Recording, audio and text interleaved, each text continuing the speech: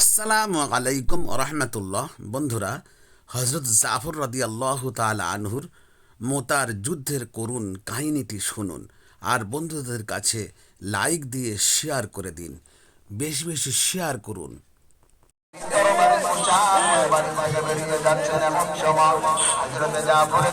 ছোট ছোট বাচ্চা ছিল, দুইটা ছোট ছোট বাচ্চা থেকে ডাক দিচ্ছে, ও ময়দানে চলে যাও, আমরা তোমার ছোট ছোট দুইটা বাচ্চা, আমরা বাড়িতে আসি, একটা বারের জন্য তুমি দেখা করলে না কেন? তুমি যুদ্ধের ময়দানে আমাদের দেখা না করে চলে যাও। আব্বা গো, একটা বারের জন্য আপনি দেখা করে যান, দেখা করে যান। এই কথা বলার পর হযরতে জাফর কানে যখন সন্তানের আওয়াজ গেছে, হযরতে জাফর তখন বাড়ির মেন গেটে পৌঁছে গেছে। আল্লাহর নবীর সাহাবী হযরতে জাফর টেনশনে পড়ে গেলেন।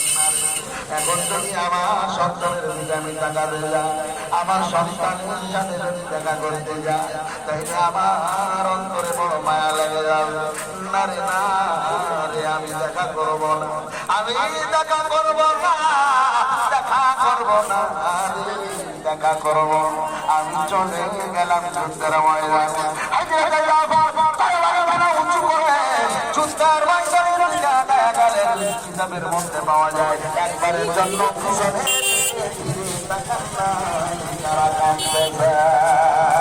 একবার চিন্তার মেরে বলা হবে না বলা।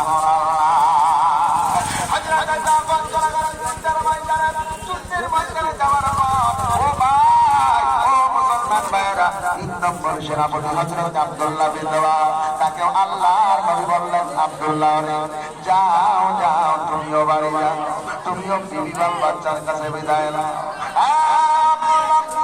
আব্দুল্লাহ বিন রাওয়াহা চলে গেলেন বাড়িতে। আল্লাহর নবী মুসা নবী আমাকে যুদ্ধের জন্য সেনাপতি বানিয়েছেন, মোটার প্রান্তরে যুদ্ধের ময়দানে যুদ্ধ করতে যাবো, আমার বিদায় দাও, বিদায় দাও, আর হয়তো দেখা হবে না। এইবার বিবি বলেন, স্বামী গো, আজকে সকাল বেলায় আমাদের বিবাহ মাত্র সম্পন্ন হয়েছে, এখনো আপনি আমার শ্বাস গ্রহণ করেন নাই, আমি আপনার শ্বাস গ্রহণ করে নাই। ও স্বামী গো, এজন্য একবারের জন্য আপনি আমার রুমের মধ্যে আসেন, আপনাকে যুদ্ধে যেতে নিষেধ করবো না, আপনি একটা বারের জন্য ঘরের মধ্যে আসেন। কারণ হলো আল্লাহ তাআলা কোরআনে বলেন, নাফসুন আন নাফসিন শাইআ ওয়ালা ইউকবালু মিনহা শাফাআতুন ওয়ালা ইউকবালু মিনহা আদলুন ওয়ালা হুম ইউনসারুন। আল্লাহ কোরআনের অন্য জায়গায় বলেন, ইয়াউমা ইয়াফিরুল মারউ মিন আখিহি ওয়া উম্মিহি ওয়া আবিহি ওয়া সাহিবাতিহি ওয়া বানিহি।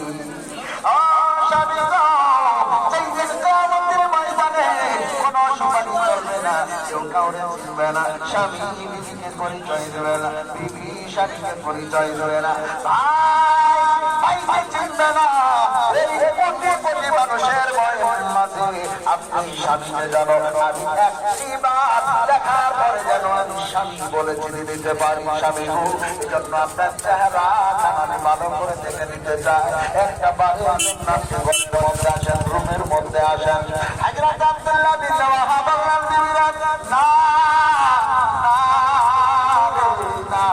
আমি তোমার রুমে যাব না। কারণ হলো আমি যদি এখন তোমার রুমে যাই, তাইলে তোমার রুমে যাওয়ার পর তোমার এত সুন্দর চেহারা, এত সুন্দর চেহারা, আমার এলাকার সব চাইতে সুন্দরী নারী তুমি, তোমাকে দেখা করে আমার মন করে বড় প্রেম জানবে, আমার ভালো লাগবে না যুদ্ধের ময়দানে যেতে। আমি না আর আমি তোমার রুমে যাবো না, আমার বিদায় দাও, বিদায় দাও, তরবারি ফেলে দাও, তরবারি ফেলে দাও, সঙ্গে দেখা লাগবে। নবীকে বলে মাফ করে দিস, জীবনে আর হয়তো দেখা হবে না, দেখা হলে জান্নাতের ময়দানে।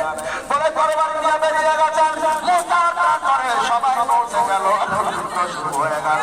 কি বলবো গো, মোটার প্রান্তরে বিশাল এক যুদ্ধ শুরু হয়ে গেল, বিশাল যুদ্ধ শুরু হয়ে গেল।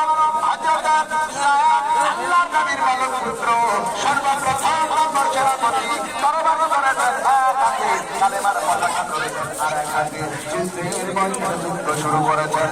বেঈমান কাফেরদেরকে জাহান্নামে পাঠিয়ে দেওয়ার পর একজনের জায়গার পর্যায়ে তিনি শহীদ হয়ে গেলেন। বেঈমান কাফেররা শহীদ করে দিল। শহীদ করে দেওয়ার পরে মুসলমান আল্লাহর নবীর সাহাবী হযরত জাফর, আল্লাহর নবীর চাচাতো ভাই জাফর, তিনি তাকায় দেখলেন না হয়তো জান শহীদ হয়ে গেছেন, তাকে টাকা যাবে না। দ্বিতীয় নম্বর সেনাপতি বললাম আমি, হযরত জাফর তরবারি ধরলেন, তরবারি ধরার পর কালেমার পতাকাটা ধরার জন্য হযরত যায়েদের কাছে চলে গেছেন। যাওয়ার পরে হযরত যায়েদের কাছ থেকে কালেমার পতাকাটা নিয়েছেন, নেওয়ার পরে কালেমার পতাকা এক হাতে যুদ্ধ শুরু হয়ে গেছে। একবারে নাস্তানাবুদ করে দিতে দিতে এক পর্যায়ে দেখা যায় হযরত জাফরের ডান হাতের উপরে এক বেঈমান কাফের এমন ধরে তরবারি আঘাত করেছে, তরবারি আঘাত করেছে। হযরত জাফরের ডান হাত খারাপ কেটে যখন ঝুলে গেছে, আর হাত খুলতে পারেন না, বাম হাতের উপরেও আবার সব মেরেছে, আবার আঘাত করেছে। বাম হাত খানা ডান হাতের নাই কেটে গেছে। মুসলমান দরদি গো, ও মুসলমান, দুই হাত যখন কেটে গেছে আর তো উপায় নাই, কি করবে? যুদ্ধ করার কোনো কায়দা না। তরবারি হাত থেকে পড়ে গেছে, এখন কালেমার পতাকাটাও পড়ে যাওয়ার উপক্রম। ও মুসলমান, হযরত জাফর দুইটা কাটা হাত দিয়া বুকের সঙ্গে কালেমার পতাকাটাকে এইভাবে ধরায়া ধরেছে। তারপরেও কালেমার পতাকাটা মাটিতে পড়তে দেয় না।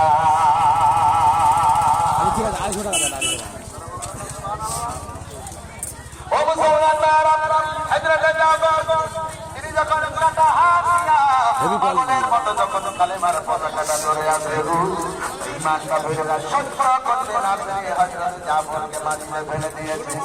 কি করা যায়, কি করা যায়? হযরত জাফর মাটিতে পড়ে গেছে। এবারে তিন নম্বর সেনাপতি হযরত আব্দুল্লাহ বিন রাওয়াহা তিনি চিন্তা করলেন, না না, করা যাবে না। আমি তিন নম্বর সেনাপতি হযরত জাফর শহীদ হয়ে গেছে, আর দেরি করা যাবে না, কালেমার পতাকা ধরা লাগবে। হযরত জাফর দৌড় ধরে, হযরত আব্দুল্লাহ বিন রাওয়াহা দৌড় ধরে চলে যাচ্ছেন। যাওয়ার পরে তিনি পৌঁছানোর আগে আগে এখনো পর্যন্ত পৌঁছান নাই। হযরত জাফর মাটিতে পড়ে আছে, তারপরেও কালেমার পতাকাটা এখনো মাটিতে পড়ে নাই। শহীদ হয়ে গেছে, তারপরেও কি ব্যাপার? কালেমার পতাকা কেন মাটিতে পড়ে নাই? টেনশনে পড়ে গেছেন আব্দুল্লাহ বিন রাওয়াহা দৌড় ধরে চলে গেছে। যাওয়ার পরে তিনি দেখতেছেন হযরত জাফর এখনো শহীদ হয় না, এখনো শহীদ হয় না। হযরত জাফর হযরত আব্দুল্লাহ বিন রাওয়াহা কাছে গিয়া দেখেন কালেমার পতাকাটা এখনো পর্যন্ত হযরত জাফর ধরে আছে। ধরে রাখার ধরনটা কেমন ছিল?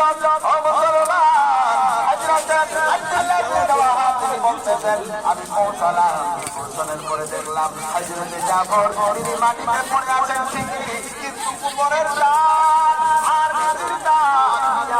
কালেমার পতাকাটা এখনো পর্যন্ত কামড়ায়া উঁচু করে ধরে রেখেছি, তারপরেও কালেমার পতাকাটা আমার মাটিতে পড়ে দেবে না।